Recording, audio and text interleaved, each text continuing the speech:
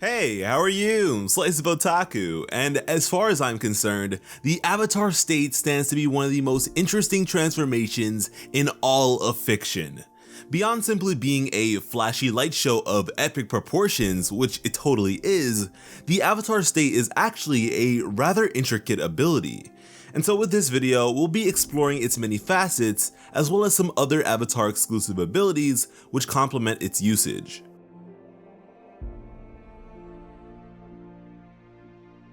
With Book 2 of The Legend of Korra, we receive the origins of not only the Avatar, but the Avatar state as well. Having been the first Avatar, Avatar Wan was effectively the first person to enter the Avatar state. But before truly doing so, he actually entered a sort of pseudo-Avatar state by momentarily housing within himself the Great Spirit of Light, Raava, who had previously stored the power of the four elements for him.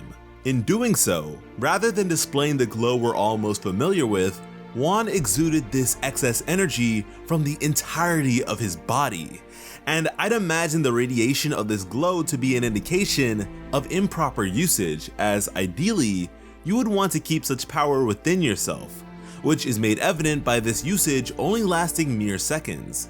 Although, with the second instance of this, the glow looks to be a bit more tame and is swiftly kept within. From there, Avatar Wan was able to maneuver and adequately face the Great Spirit of Darkness, Vaatu, for quite some time before beginning to feel the strain of its usage, which would eventually kill him.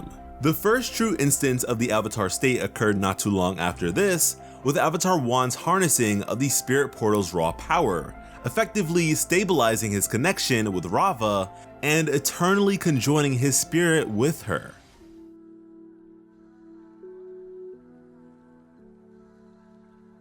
I absolutely adore the concept of the Avatar cycle. The spirit of the Avatar is one that perpetually reincarnates along an initial elemental cycle of fire, to air, to water, to earth, and is repeated as such for over 10,000 years. And it is for this reason that the Avatar is revered beyond divisions of land.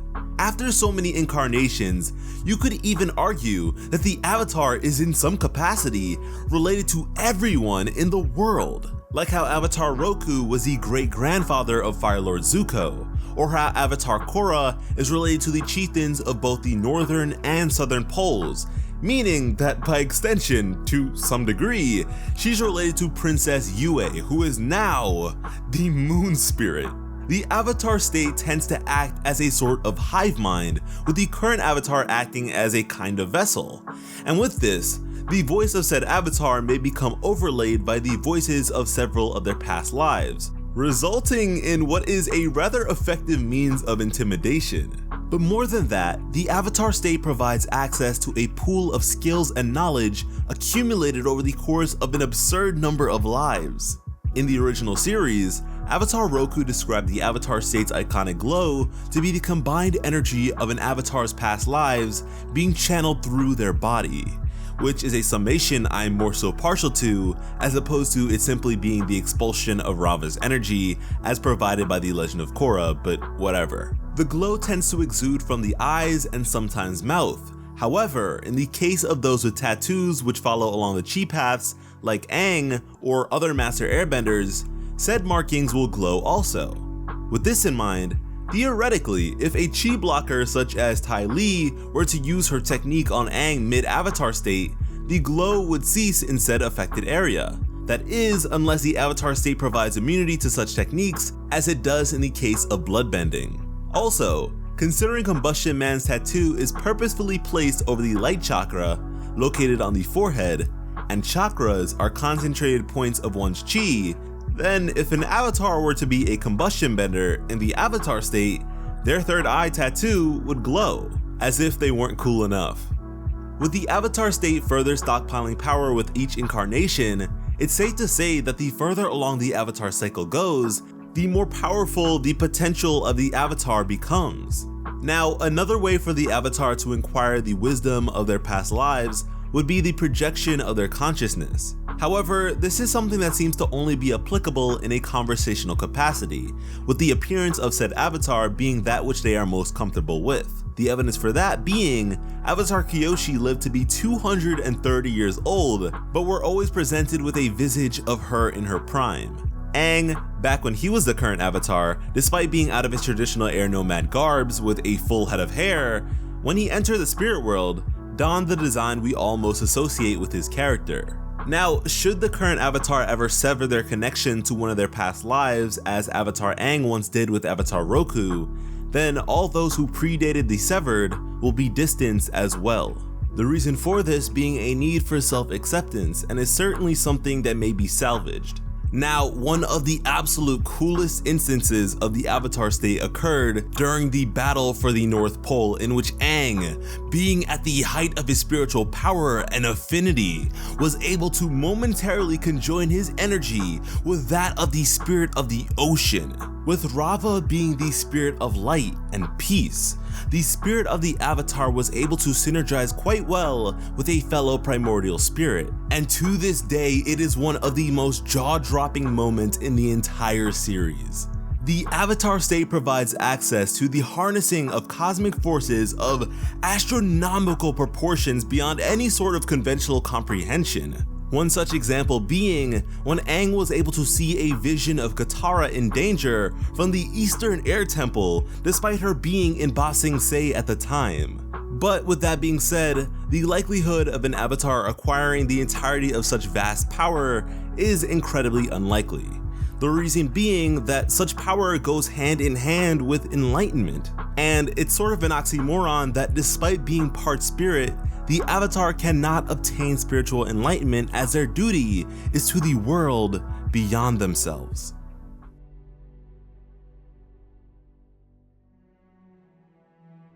The Avatar state is primarily utilized as a defense mechanism and a means of avoiding mortal danger. In the case of involuntary usage by an underdeveloped avatar, said avatar likely won't be able to properly recollect their own actions or anything else that happened during it. In the case of Avatar Aang, his initial instances of the Avatar state were triggered by the threat of either certain death, extreme trauma, or mental distress, all of which will likely be an incredibly exhausting ordeal for such an avatar, as they're likely unequipped to harness such awesome power. But at this stage, the Avatar state might as well be cheat codes, as it allows even an untrained avatar to access elements they have yet to master themselves. In fact, the iceberg Aang encased himself in happened to be an extremely complex combination of airbending and waterbending that kept his body in suspended animation. And at that, technically, he managed to remain in the Avatar state for an entire century, which I could only imagine has to be a record of some kind. One application of the Avatar state that I really like is the channeling of a specific Avatar incarnation.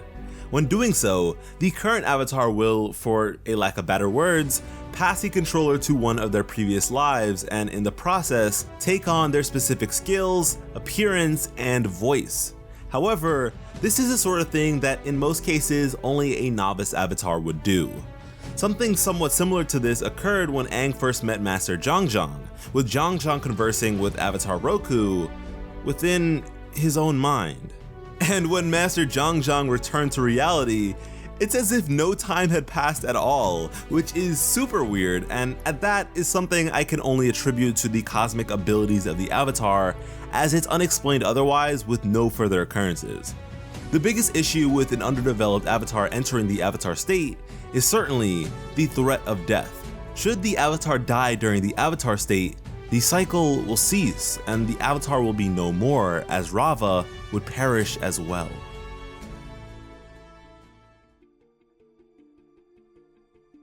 Masterful usage of the Avatar state may be indicated by the voluntary usage of its power. With this, an avatar will now be capable of recollecting the events of their transformation, as well as maintaining their own consciousness. And beyond the mastery of all four elements, this is what I believe to be an avatar's true rite of passage. By managing to sustain their own self-awareness amongst the conglomerate of minds that is the avatar spirit, they effectively establish themselves amongst greatness. And as for how such mastery may be obtained, there seem to be various ways. One such being the opening of the 7 chakras introduced by Guru Pathik. Being an incredibly learned man and former spiritual brother to the air nomads, Guru Pathik provided a pretty feasible means of mastering the avatar state, one which promoted the yielding of oneself to their own circumstances, recognition and acceptance of prior shortcomings, and severance from mortal attachments. But as far as I'm concerned, such teachings are inherently flawed when in relation to the Avatar, a being incapable of such enlightenment. Avatar Aang, despite having unlocked 6 of the 7 chakras, would continue to relapse supposedly mitigated issues throughout the remainder of the series. So maybe the momentary severance from such constraints is enough for this process to work. But like I just said, this is certainly not the only means of attaining mastery over the Avatar state, as I wouldn't credit Avatar Korra with such spiritual prowess or self-awareness at any point prior to the end of Book 4. And you know, in contrast, her acquisition of such abilities may be seen as a bit underwhelming, as her one and only personal meeting with Avatar Aang and his subsequent touching of her forehead was enough to do so.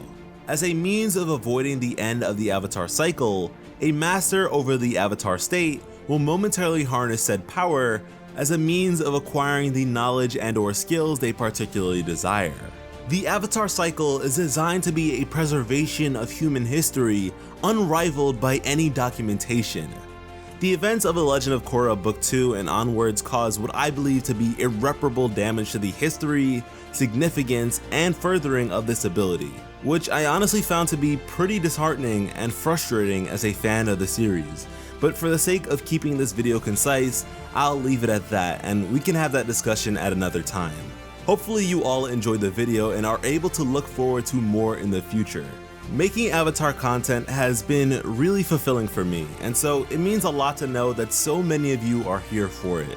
So for those of you who have been here with me and the channel for a while, I hope you can understand my desire to create what works and makes me happiest in an algorithmic system that tends to discourage such change. And even if you're new, the fact that you made it to the end of the video means you are a lore whore too, and I hope that you stick around. And for those of you who like to go above and beyond, please let me know how many times I said the word Avatar in this video. I cannot believe, like looking back, I said this a lot. But yeah, thank you all so much for watching and have an awesome day. I love you.